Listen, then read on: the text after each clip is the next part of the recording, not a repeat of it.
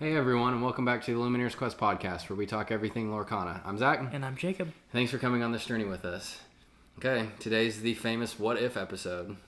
I hope it's famous. Maybe it's not famous. Maybe everybody doesn't like the What If episode. Can we get the guy who voiced the Watcher in What If to do like the intro to this episode? Yeah, we'll reach out to him and get him to do next season's for sure. If anyone has any connections listening to his wonderful name that I cannot remember right now. Yeah, that would be helpful for sure, but I digress. Like if he could just say like Illumineers Quest and What If, like... I move on, so... Move on. Yeah, we don't know, so how are we supposed to get him? Anyways, so this is the What If episode. If you did not listen to the first one, this is where we just come up with fun, wacky scenarios to try to see which deck will win. Like I just did. I came up with a wacky scenario. So there you go. But you got to pit the scenarios against each other. That was just a scenario. You wasn't pitting it against anything. Well, maybe you were going to, you wanted Will Ferrell, and I wanted him. I do like Will Ferrell. That's what I'm saying. I don't know. I don't think he has anything to do with Lorcana, though. So I'm just saying, okay? Just for the sake of a conversation. Okay. So, yes, we're doing What If. We've got some wacky, fun scenarios. We're going to pit against each other to see which deck would come out on top. There we go. That's what we're going to do. Hopefully it's a fun one. I think it was fun last time. We had fun. It was fun last time. If you don't enjoy this, then let us know, because we kind of like this being a recurring thing. Also on the quiz one, trivia, I think we're going to do that again as well. We are going to do that one again. That is our worst performing episode, however. Are you serious? Yeah, it's by far the worst one. That's my favorite one we've ever recorded. I know, but it's by far the worst. So if maybe we can get some people actually listen to it this time, and it'll be better. But we need guests, I think, on it. What if we get surprise guests on it? That could work, or maybe we I have reached out to a couple people to be guests, and so maybe that'll happen. Maybe we can just do a couple in compilation at the end after we have them all. Okay, so anyways, we're doing What If. As always, thanks for following. Maybe the last time I plug this as hard as I do, but maybe not. We have a TCG Player affiliate link where if you purchase cards or singles through TCG Player using our link, we get support to help run/grow the podcast. We've had a bunch of people already do it, and we really appreciate the support you've given. If you're interested in buying any singles through TCG Player, the link to our affiliate is in the description of the episode you're listening to, either on YouTube or any of the podcast networks. It's on all of it. You can find it. If you want to buy singles and you feel so compelled to use our link, we really, really appreciate it. And then, as always, you can find us on YouTube at Illumineers Quest, on all major podcast networks at Illumineers Quest, and on X/Twitter at LorcanaPod, and you can email us any questions or comments at lorcanapod@gmail.com. With that said, let's get into it. Alrighty. Card of the week. It's a fun one. I think it's a little... I'm playing it in my deck. It's not super talked about, but I think it's talked about right now. When it hits, it hits. So the card of the week / episode is Mickey Mouse Friendly Face in Amber. The 6-cost inkable, 1 strength, 6 willpower, quests for 3. So that's a huge quester there. But his main ability is whenever this character quests, you may pay 3 less ink for the next character you play next turn. So the main reason I'm having him in here I'm talking about him and that I've been playing him is with the Mufasa roulette, if you will. I have gotten him off the top from Mufasa a couple times, and let me tell you, that's usually around turn 6 or 7, because you have to have Mufasa out there and him have gotten removed, and so that's usually turn 6 or 7 by the time that happens. So you've usually got 7 ink, maybe even a dock on board as well, and so you could be looking at 10 to 12 ink for your next turn. So if you're not playing Ruby Amethyst, where you have the opponent's option to play Be Prepared, then it could be really, really annoying and really, really fun, because you go out there and you have the chance to play basically Sapphire Ramp style ink. Sure. But, a big body to go along with it, that quest for 3. So I think he's fun. He's not the most useful card ever. He usually is ink up until the point where it's late game and maybe you need just a couple more lore, or like I said, you pulling him off the top with Mufasa. But nonetheless, let me tell you, when you hit him off the top with Mufasa, it's just as fun as hitting Maleficent or Lady Tremaine or something like that, because it's such a burden to your opponent. So like you said, you can create that wheel. Yeah, I mean, if they don't take him out, imagine like also he's difficult to take out. He's 6 willpower. Yeah, if they don't take him out, you're gonna have at least 3 more lore than your opponent, unless they're playing Sapphire. But even then, that ramps you back to their level, so you don't have anything to worry about. So, yeah, I think he's a fun one. I don't think he's the most overpowered card ever. I don't think he's like super playable in all situations. But again, the fact that he's inkable allows me to put him in that situation where you hit it, fantastic. If you don't, just ink it. No big deal. I think everyone is still waiting for the OP Mickey card. I mean, BLT is fantastic, and he's in the deck too. Same thing. Like you pull a BLT off of a Mufasa, and it feels really good. But you're right. I would love a world where Sorcerer's Apprentice Mickey. Yeah, where you have, like Tragic Hero Beast style overpoweredness, or Rapunzel from set 1 overpoweredness, or just something to do with Mickey because, he's been around forever. Sorcerer's Apprentice, or we have Oswald be even better. Yeah, I mean, we kind of got that with the playmat and the black and white card from Chapter 1, but obviously that was just a vanilla. So Oswald, baby. Yeah, that'd be cool. I'm in for it. So wait, anyways, do you think Steamboat Willie and Oswald are the same? No. I know it's Steamboat Willie. I'm saying we got that old style black and white. Okay, I'm not saying it's the same thing. I see. I thought black and white style that you have from back in the day. I thought we were. No, I say a lot of bad things or wrong things, like strength instead of willpower, or the Queen instead of Maleficent, or I get that stuff mixed up all the time. Yes, you do. That's not one of them, so you can rest assured. Okay. Yeah, so I think that one's fun. Again, I don't think it's the most playable card ever, but it's a really fun one to play. I love the Mickey cards. I love how it fits in. So, yeah, card of the week, just a kind of fun one to go around. Okay, news, league recap. What's on our mind? What's going on? I think the big thing that I'm thinking about is just, like, the competitive side. We talked about this last time, and it's becoming very apparent that the competitive juices have really started to blaze, and I haven't played Ruby Amethyst. I had a Ruby Amethyst deck at the beginning of the season that I was really that I played a couple times at League, and then I backed off of it because I just didn't want to play the most meta thing ever, and I went back to the discard, went to Steel Song a little bit. Now I'm on the Mufasa stuff. But now that we have the competitive scene, the organized play, store championships, all that stuff around the corner, I'm like back on that mindset. I'm like, okay, I need to just, I mean, I hate even saying this, but I have to get back on the mindset, play the most meta deck, and like really learn how to play that deck because I want to win. How dare you think about playing Ruby Amethyst? Like, why would you even... Like, what is wrong with you? Give me the colors of your deck every single League a week that you've ever played. Brown. Don't just give me the answer. No need to drag it out. Ruby Amethyst. Ruby Amethyst. There you go. Nice. Try to jab me when you're just teasing me around. But yeah, so yeah, that's what's on my mind. Just still the competitive announcements. A lot of Chapter 3 stuff coming out. Just really starting to build that hype. We're about or less than a month away. We're way less than a month away, or not way less. I guess it's not way less, but we're less than a month away. Pre-orders, I imagine those are coming soon. So hopefully we can get our pre-orders in. We're waiting for those. So yeah, it's competitive juices are flowing. Award show coming soon. Yeah, I've done a good job. Yeah, award show. Yes, thank you. I keep forgetting to say that.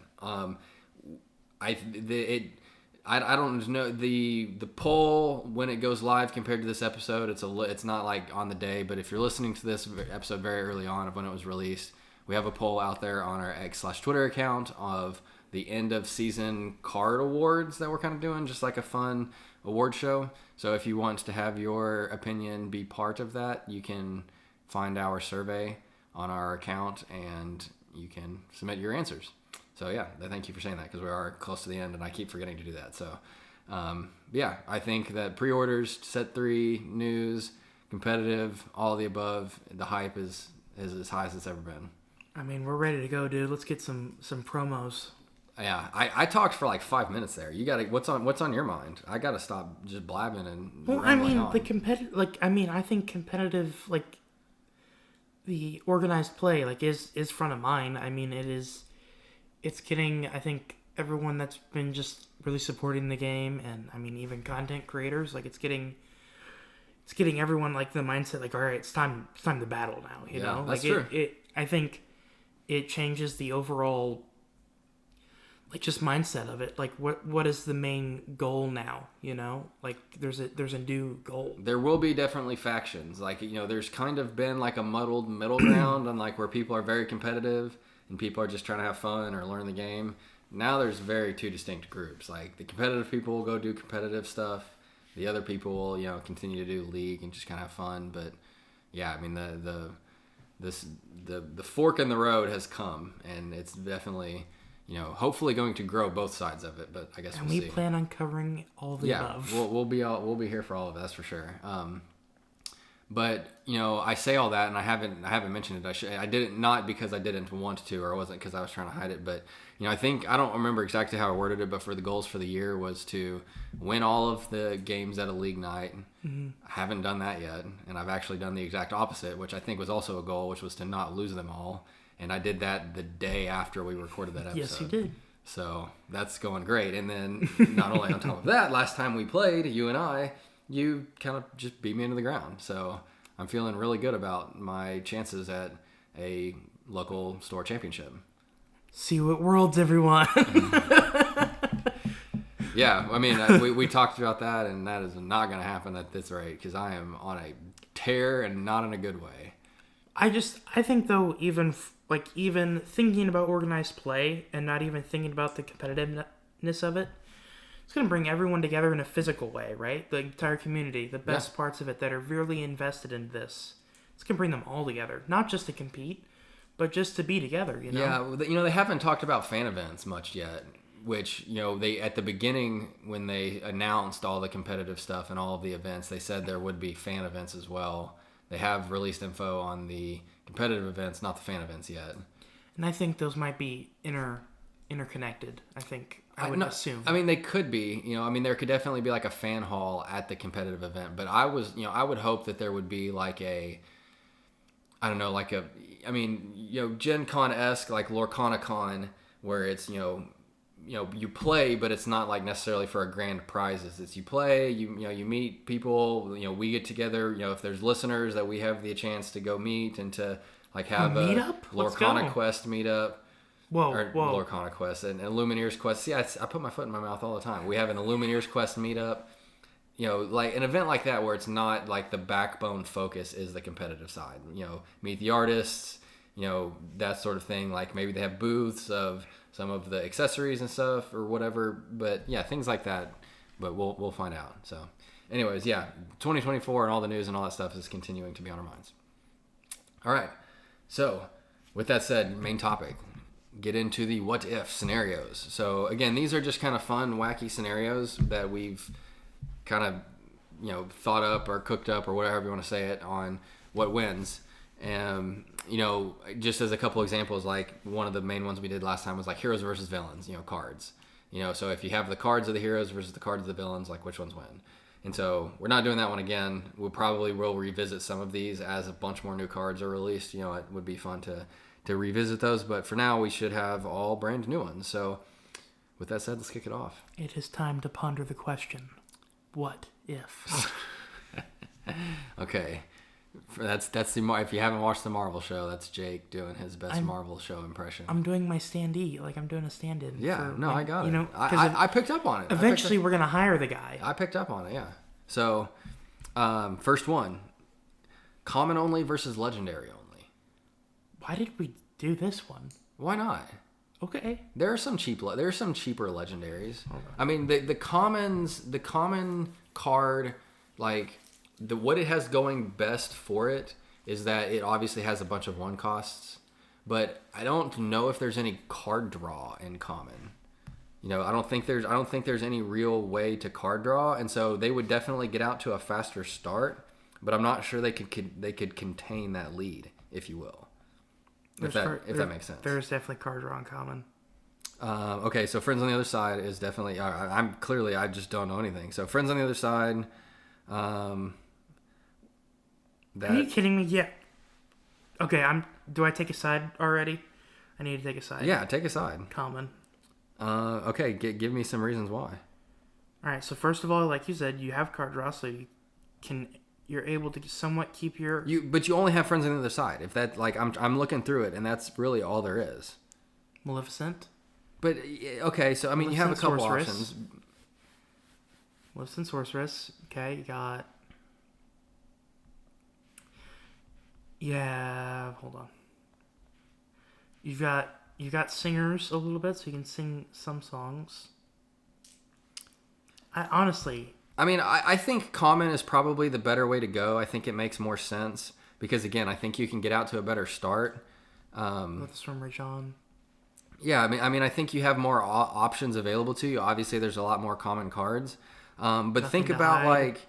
like turn 3 you have Alice, turn 4 you have Rapunzel, you've got Belle, turn 4 you've got Mufasa, turn 5 you've got Beast Tragic Hero, turn 5 you've got Sisu to draw with on turn 4 if you wanted to do that, and then you've got all the removal once you get to late game. You've got Maleficent and Hades and even like Madame Mim Dragon, which you don't see talked about too much.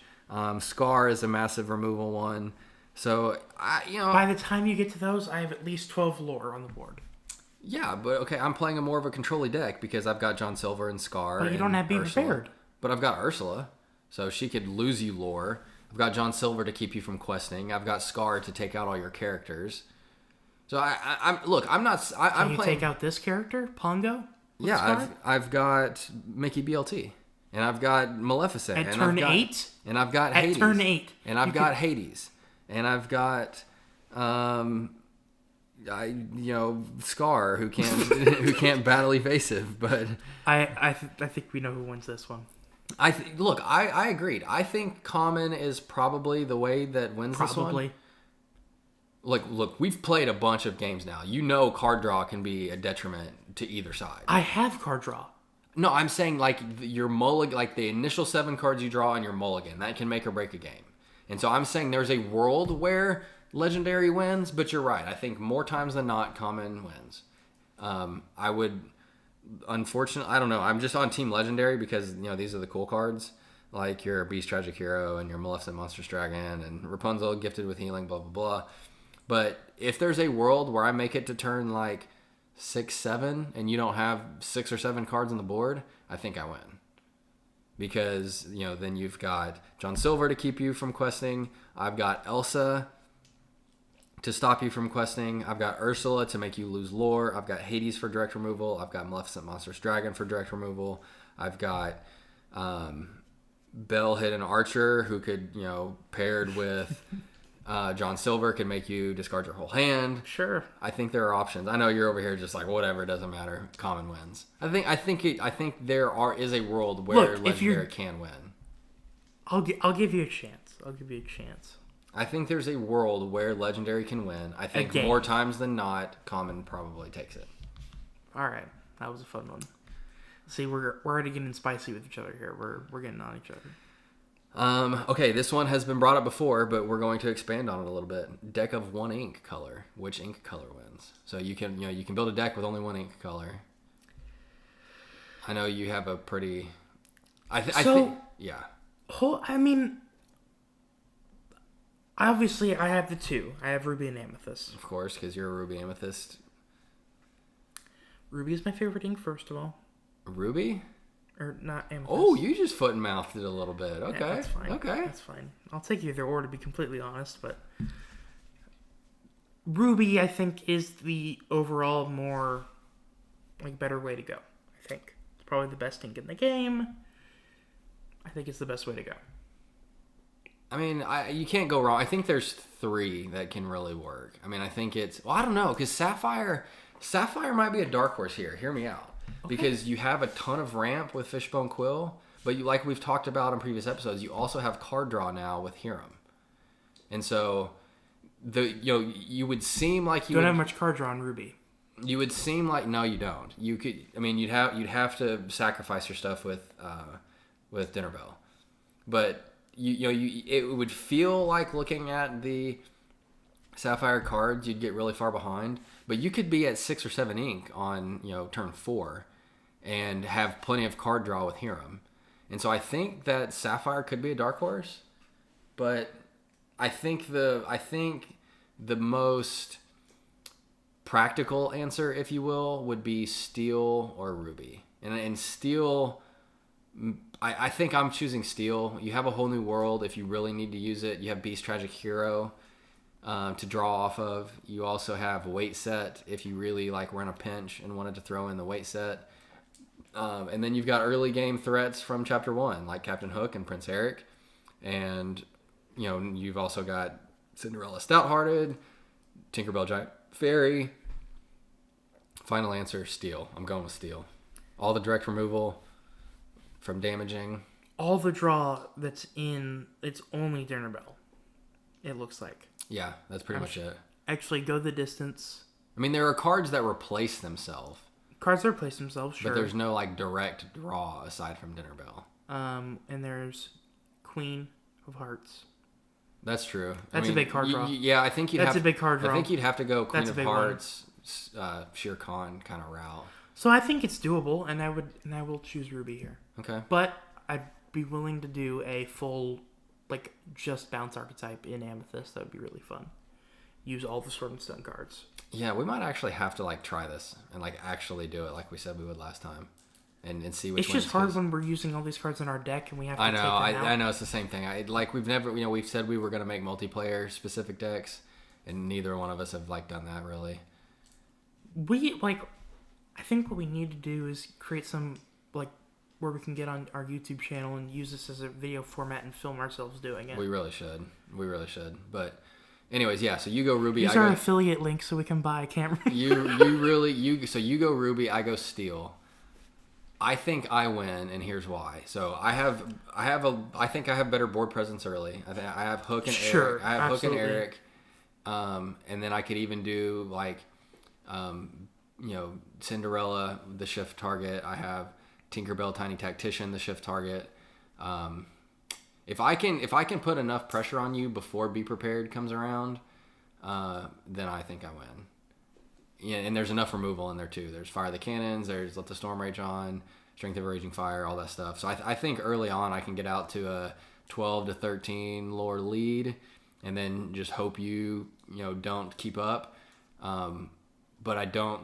You can only Be Prepared and Dragonfire and Lady Tremaine so many times, and with so little card draw, you can't really rely on all those uninkables to win you the game. So I think I take this one. But so I think what I would be running to kind of counter what you're saying here is I would do Heroic Outlaw for sure. You have to obviously run direct removal, but maybe a little outside of it. I think I'd do a Teeth and Ambitions and Donald Duck to maybe keep up with the speed of your aggro. That could work. I think you'd have to teeth me though. I don't think you teeth yourself. So I would do 2 on Donald, then 2 to you. Yeah, that's what I mean. Yeah, so you could teeth Hook and Donald, and then you could teeth, Tinkerbell once and Donald to do some damage, and then maybe Maui comes in and finishes some stuff out. Definitely run Shere Khan and Queen of Hearts as well. You've got the evasives. I think, now that I think about it, it's probably closer than I initially thought, but I still think I take it. I still think, as of right now, I think this one's actually a fun little game. It would be. But as of right now, I think Steel takes the cake here. Okay. We'll take that one to the bank then. Steel 1, Ruby 0. Very close, though. I think it's very close. Yeah. It could go back and forth each game. Again, I think that this could very well depend on the draw, too. I think that, it's not such a well-rounded deck that you can overcome challenges that your initial draw has. So, anyways, okay. So, I don't remember if we did this one last time or not. I think we might have, and I kept it on here because it's just a very classic one. But Boys vs. Girls. Ooh. And this gets even more complicated because there's so many better ones of each. And we're talking about Rainbow. Yeah. So, you've got, on your boys' side, you've got Heroic Outlaw. Of those legendary, all the beast cards. Arthur, Rabbit, Goat. There's 7 beast cards that are all really good. You've got John Silver and Cusco and Ray and a bunch of evasive questers. You've got Mufasa. We've talked a ton about. He's really impressive for the removal meta. On the female side, though, would we count actions? Like, is be prepared male because it's Scar? I think so. I think you look at the singers in the art. So then on the other side, Let the Storm Rage, or not? Is it Let the Storm Rage On? Yeah, Let the Storm Rage On would be female. Yeah, I think so. And then like Let It Go is female with Elsa. And then you've obviously got all of that side. You've got the Elsas, you've got the Rapunzels, you've got Alice, you've got Belle, Maleficent, you've got Cinderella, and the Queens, and Maleficents, the Queens and Maleficents and Cinderellas. I mean, the Cinderellas might take the cake. With the 1-3 Cinderella Ballroom Sensation singer and the songs, the removal songs we just talked about, with Elsa on that as well. Yeah. I think so. I'm going to take girls on that one. Yeah, I could really go either way on this one, but I'll just play the other side then, just because. How do you deal with Heroic Outlaw? Like, what do you have to deal with Heroic Outlaw? I mean, I know you've got Elsa to stall later, but... Well, I think I've got Stout-Hearted Cinderella. Yeah, that's actually a really good point because, she could... Also got Aurora, Floodborn Dreaming Guardian. Man, this is a tough one. This is one we could do every time. And I have Dragonfire. Oh, that's true. That's true. And Lady Tremaine. Yeah. Cogsworth? I have Cogsworth. Mm-hmm. So you got Resist. Yeah.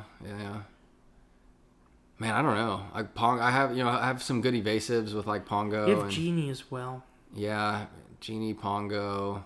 I don't know. I mean, how do you build a strategy? Like it's just tough to figure out without really analyzing it. Yeah, Stitch. Man, that's a tough one. Hades, you got Hades. Yeah, I'm saying boys win. I'm sticking with. I think boys could win. I think you have a lot of draw. You have Stitch to draw with. You have Rockstar. You have Rockstar and Surfer Stitch to draw with. You've got Beast to draw with. You've got a lot of fighters and Prince Eric and Captain Hook and Maui and Scar. You got to be prepared, like we said.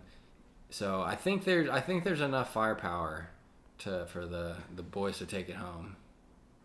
I think I'm gonna go on the girl side here. Yeah, I think that's one's good. And genuinely, if you are listening to this, please shoot us a note and give us what side you're on, because this one I think really could go either way. And I would like to know what strategy you use. Is it more of a control-y style late game with removal? Is it a little more aggro questing with Arthur? Girls can go aggro too, because they've got Maleficent, the 2 lore 1 cost, and then Lilo on top of that as well. Yeah, as I say that, you have Arthur, Pinocchio, Simba, Goat. Arthur, Pinocchio, Simba, Goat. Maybe you just go super hyper aggro like that and just quest it out. Most of those, I think most if not all of that hyper aggro deck is boys. So and then you've got Cusco and Hans and that might take the cake. Yeah. Cheshire Cat, Mad Hatter. Yeah, so I think that's a fun one. If I would be very curious to what the listeners think, who wins, boys or versus girls on that one. So if you have an opinion, I think we're gonna leave that as a toss up for now. That's a good one. But I will take the girls' side. I'm the guy's side. So, okay. New school versus old school, and I think you got to preface this a little bit. You got to. Where would you draw the line on new school versus old school? And you can't do it super new. So here's the thing. When nudes, I'm 18. So new school, old school is early 2000s to 2015. I know it's very. That's what I mean. I would say 90s. I think of Common Era. I think of 90s as the most classic Common Era. No. Yeah. Well, okay. Then what the heck is Snow White and the Seven Dwarfs? Old school. So you're saying 90s is a new school? I'm saying 90s is anything 90s. You have so much more. What do you mean? Old school has so much more. Yeah.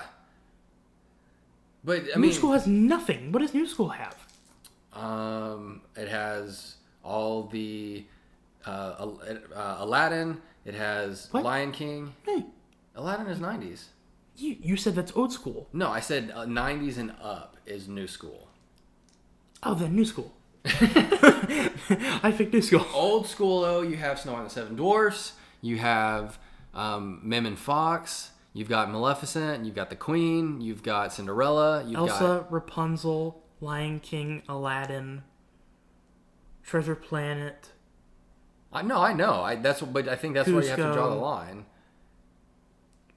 Like Raya and the Last Dragon. Hercules, Raya. I've got Lilo Beast. and- I've got Lilo- Beast. I've got. That's 90s. Oh, is that 90? Oh, okay. Then you win. Okay, Lilo, fine. Stitch. Fine. New school. Yeah, you're right. New school wins. Maybe it just needs You to have be. Sword in the Stone. You've got Bounce. I know. I already said that one. Yeah, I said I got Merlin and Mim. Maybe next time we do that, it's just like 90s versus everything else. Honestly. 90s has Hercules too. I'm pretty Pinocchio. sure. You've got Pinocchio. Lady Tremaine. You've got Dragonfire. Yeah, I think it's still close. I think New School wins. New School wins. Easy. You just said I have Maleficent and Dragonfire and the Queen and all the Cinderellas and all the Auroras and no, you have Belle. We just said that. All right. But So all Arthur those cards, and Mim all those and cards Go. are on the board, right? Be prepared. And then Whole New World. But Donald, I have Donald and Mickey and Prince John. Maybe I just discard you, Prince John. Oh, I got you with that one. And then I'd be prepared. But you don't have any cards left, so it doesn't matter. I top deck. Be prepared. Okay, and then after that, No. You know what I did? I didn't. My hand is empty. I top deck Whole New World. I think that one's closer than you're giving it credit for. I'm gonna go with old school because of the bounce package. New school, baby. Old school bounce package. Old school bounce package. Okay, that was a good one too. I mean, I like it when it's not like a definitive winner. That means it's a pretty good matchup, right? I mean, I think the game is weirdly enough balanced in that way almost. Yeah, well, that's a good thing and a testament to the game too. Okay, Floodborn versus Dreamborn. So this is interesting because what this also does for me is ink cost. So let me say this: if you're playing Floodborn, do you get to play their shift targets? No, right? No, you wouldn't. Dreamborn. So there's not Dreamborns in like high rarities though. I don't think. No. BLT's Dreamborn. And Hades, Infernal Schemer Legendary's Dreamborn. Surfer's Dreamborn. Yeah, there's a ton. Okay, I didn't realize that. I think this is kind of the common versus legendary argument. I think the Floodborn cards are probably a tad better, but there's just not enough of them to get a full really well-rounded deck. I think I will take the side of Dreamborn on this. Of course you're going to, because I just talked up why Dreamborn's better. No, I'm looking at I think the main thing for me is the ink. Is because I've got lower ink. That's the... Oh, there's nothing that's inkable on Dreamborn either. Or Floodborn, you mean? Yeah, Floodborn. I was looking at Dreamborn, now I'm looking at Floodborn. No, I wasn't saying that because of what you're saying. Man, half to 3/4 of Floodborn is not inkable. Well, probably about half. Well, for being perfectly honest, it's not meant to be played like this, but... No, I mean, that's the point. I mean, so I get it. But, I mean, I have Cinderella Stouthearted, a Beast Tragic Hero, Cogsworth, Cheshire Cat. The Queen would have to come out. Well, she can't come out early because she can't shift because of her shift target. Yeah, the cheapest one I have is Mulan at 4. Yeah, I mean, I have Flynn Rider at 4, Donald Duck at 4, but none of those are actually impacting the game. You don't really get to the impactful ones until it's 5, 6, 7. Arthur is Dreamborn. Yeah, I think that one might be pretty lopsided, actually. I think that one's pretty lopsided to Dreamborn. So, as we say, the best ones are not lopsided, and we go talk a pretty lopsided one. So, it is what it is, I guess, right?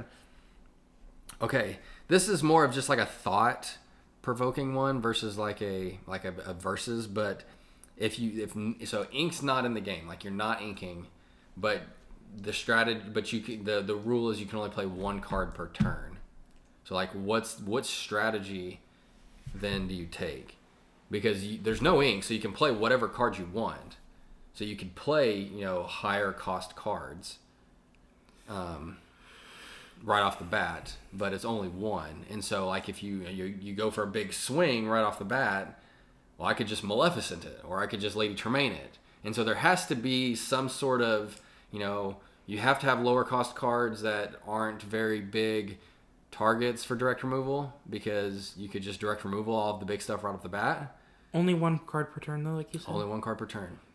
So I think I'm actually going to go to my original Chapter 2 deck, almost, and go for a Steel Emerald damage deck. That's not a bad play. You get your Beast out there first turn.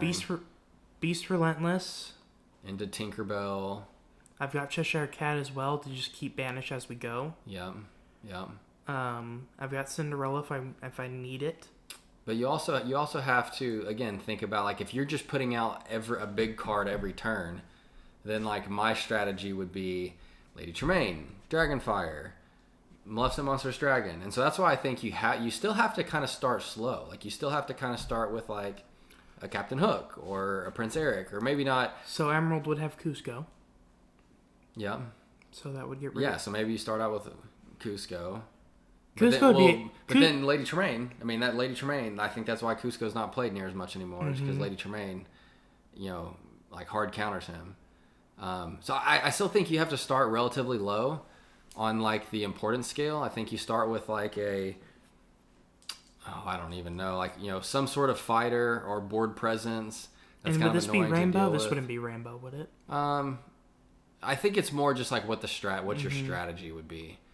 So again, like my strategy would be to get a couple cards on the board that are like minor annoyances, but not so annoying that you want to use your direct removal on them, so that I could, build up to the really heavy hitters and go from there. So, like turn 1, turn 2, you play, I don't know, something, like I said, relatively annoying, like maybe Fairy Godmother, the Floodborn Fairy Godmother legendary that gives everything. I'm trying to think of it. There's cards that would bring out other stuff so you didn't have to play them, right?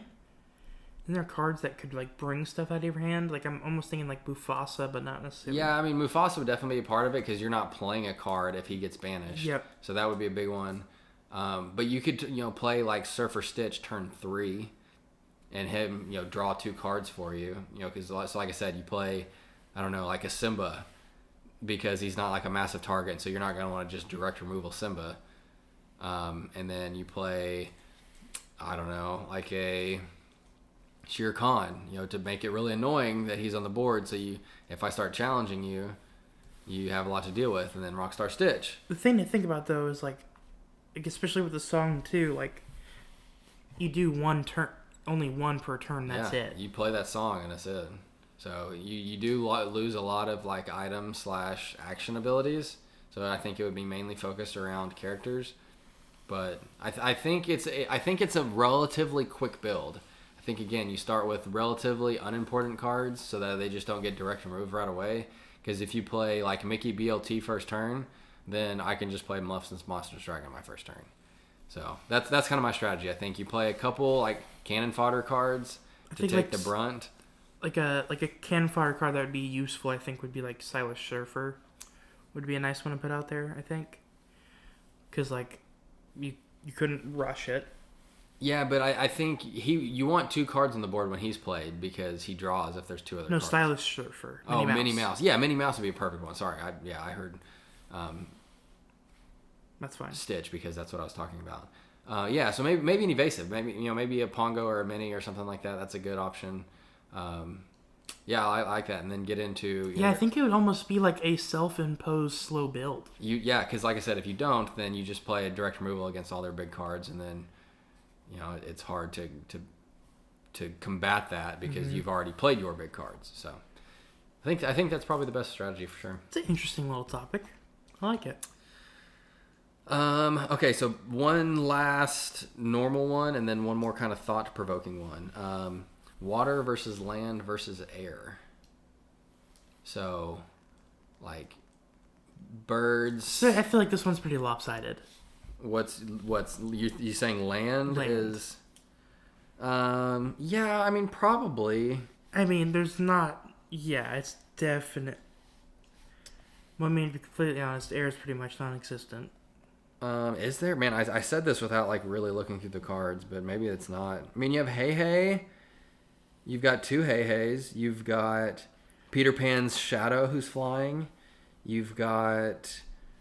I mean, maybe you're right. I mean, I'm kind of struggling here to find some. So, Fidget, who's evasive, who could kind of do some stuff. Oh my gosh. Okay, yeah, that's a bad one. Okay, pass. Let's go to the next thought-provoking one, and this is the last one we got, and we're getting to time anyway, so. Okay, so you start with 10 ink. You lose 1 ink every turn. Whoever has the most lore at the end wins? Yes. If you don't get to 20 and you don't have any more ink that you can use to play, then yeah, it's whoever has the most lore at the end wins. So this one, I don't know, I think I'd put the pressure on fast and early and play like turn 1 4 Pinocchios. Yeah, I think you try to like dump as much as you can. Well, maybe not all of your Pinocchios, because if I have Be Prepared, which I could play, then I just Be Prepared everything. So I think you gotta try to rush the board a bunch though. But if I'm getting those Be Prepareds out early, then by the end, like the turn 7, which would be the last turn you could play Be Prepared. Why would you not just play 4 Pinocchios on turn 6 though, when you know I can't Be Prepared? Because then there's no. I'm saying I could play like a big boy on the final turn. I could play it, like turn 7. So who would that be? Be like a Heroic Outlaw or something. Yeah, I mean, but you could also play like a baby Aladdin on turn, 7 or 8, to then shift him in, and at 5. Yeah. So. I don't know. I think it's a cool thing to think about because it just would completely change the way that you have to play the game. Yeah. I think you rush. The way that I would do it is you rush out 3 or 4 like relatively small characters. Again, like maybe a Minnie Mouse stylish surfer, and then what this does though is it like inkable versus uninkable is completely irrelevant. Yeah, it doesn't matter. So do you play a stupid card? Do you play like a Knight for a Day? I don't know. The big tank Goofy with the 10-10 stats. Yeah, that crossed my mind because on turn 9 or 10 you can get him out. But again, I think you have the fear, just like nobody plays them today, is that direct removal is relatively easy. So you just play Lady Tremaine or you play Dragonfire or something along those lines before you don't have the turn anymore. So I think I go a pretty light deck because. It's not like a normal game where on turn 6, 7, 8 you have the option to play anything. There's only a couple turns throughout the game where you can play that big stuff, and so I think I keep everything pretty low. I think you go with the bounce package and keep all that stuff out there and bounce your goats as much as you can, and then once you get to like lower, when you only got 3 or 4 ink left, then you play Arthur, try to keep him on the board. So yeah, I don't think Archer is a good one too. I don't think I play any big cards at all. I think I keep it really. Okay. I think I keep it pretty small. I think I go like 5 costs and under. But then you have direct removal though, right? I would assume. Yeah, I think maybe first turn. Small characters, direct removal. Yeah, I think like first turn you dump as many small characters as you can and hope you have a whole new world, and then like a whole new world turn 2, and then do it again. And then maybe on turn 3 you've got 7 cards on the board. And hope that they don't have, and if they have a Be Prepared, great. They're still in the game. And if they don't have Be Prepared, then it's probably over at that point. You can also play goats. That's what I said. Yeah, bounce package, cheap characters. Maybe Amethyst Steel, cheap characters. Quest for a bunch. Yeah, I like that. That's what I'm going with. That's my answer. My answer would be, I don't have a definitive answer. I don't think, but. I'm not sure. This one I'd have to think about for a little bit. It's very thought-provoking. It is. It is very thought-provoking. Maybe next time we'll have to do that too, is come up with some like thought-provoking, like just scenarios versus like card versus each other. Would Pabby work? Pabby? I mean, it could, but again, even with a bunch of card draw, if you get him, because if you've got, but you have to have him your first 3 turns. If you don't have him your first 3 turns, then you can't get him out there. So it's just it's one of those weird scenarios. But yeah. Okay. Well. So would Fishbone Quill work in this to give yourself more ink? Sure, why not? So you could So you could fight it. You could fight the ink removal. But I mean, I guess technically, yeah, you could keep up with it too, because if you fishbone 1 every time and lose 1 every time, then you could technically keep up. So you could have 10 every turn. That'd be pretty nasty. But you'd also have to have a ton of draw. That would be my strategy then. Yeah, you'd have to have a ton of draw. But to keep up with it. Yeah. All right, well, that's a fun one too.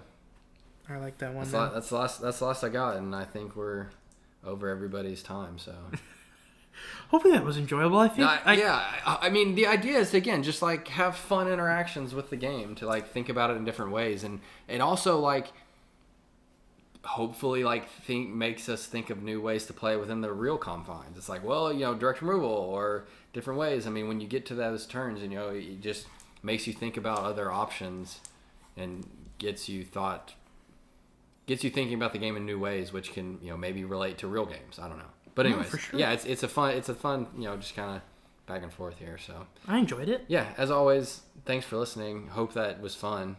If not, then maybe the listens on this one are bad and we don't do it again. We take constructive criticism as well. You can tell us if something is not good. Well, the listens, the data is the constructive criticism too. Well, I know, but I want to listen. I want to hear from our loyal listeners. No, I agree. Is this enjoyable? If it's not, then we'll stop. Yeah, that's fair. But yeah, with that said, thanks for listening. Appreciate the support as always, and we'll catch you next time. All right, thank you guys. Bye.